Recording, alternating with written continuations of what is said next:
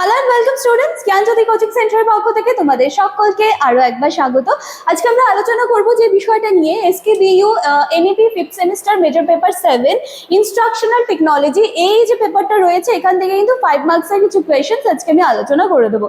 তোমরা বারংবার বলেছো ম্যাম এক্সাম চলে এসেছে, এখান থেকে কিছু সাজেশন আলোচনা করে দিন। তো চলো সেই মতোই কিন্তু আজকের ভিডিও। আমি আশা করছি এক্সামে কিন্তু তোমাদের এই কোয়েশ্চেন্সগুলো যথেষ্ট হেল্পফুল হবে।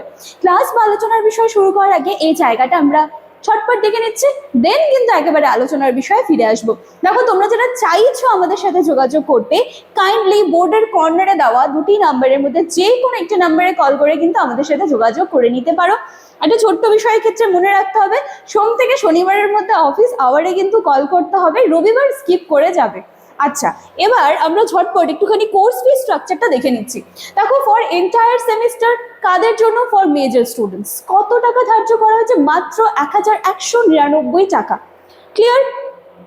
এবং যারা মাইনর স্টুডেন্টস রয়েছে সেই ক্ষেত্রে কিন্তু কোর্স ফি ধার্য করা হয়েছে মাত্র 699 টাকা, 699। তোমরা যেটা চাইছো আমাদের সাথে যোগাযোগ করতে, বোর্ডের কর্নারে দেওয়া দুটি নাম্বারের মধ্যে যে কোনো একটি নাম্বারে কল করে কিন্তু যোগাযোগ করে নিতে পারো। আচ্ছা চলো, এবার আমরা চলে আসি আলোচনার বিষয়। দেখো, এখান থেকে 5 মার্কসের কি কি কোয়েশ্চেন্স কিন্তু নিয়ে আসতে পেরেছি। দেখো, আচ্ছা দুভাবে আমি রেখেছি, বাংলাতেও রয়েছে ইংরেজিতেও রয়েছে, যার যেটা যেভাবে সুবিধা সেখান থেকে সে নোট ডাউন করে নেবে। দেখো, সবার প্রথমে আছে কি শিক্ষা প্রযুক্তির প্রকৃতি আলোচনা করো। নাম্বার 2, শিক্ষা প্রযুক্তির প্রয়োজনীয়তা ব্যাখ্যা করো। এটা ইম্পর্টেন্ট আছে তোমাদের, ঠিক আছে? আচ্ছা, তারপরে কি শিক্ষা প্রযুক্তির পরিসর আলোচনা করো। নাম্বার 4, যন্ত্র নির্ভর ও বিষয়বস্তু ভিত্তিক শিক্ষা পদ্ধতি আলোচনা করো। এই নাম্বার 4 ভালো করে দেখবে। নাম্বার 5, ব্যবস্থা ভিত্তিক শিক্ষা পদ্ধতির গুরুত্ব আলোচনা করো। ঠিক আছে, এগুলো কিন্তু সবটাই তোমাদের 5 মার্কসের জন্য। আচ্ছা, এবারে দেখো যোগাযোগের উপাদানগুলি আলোচনা করো। এটা কিন্তু ভেরি ভেরি ইম্পর্টেন্ট আছে তোমাদের, আমি 2টো স্টার করে দিচ্ছি, ভালো করে কিন্তু এটা দেখে যেও।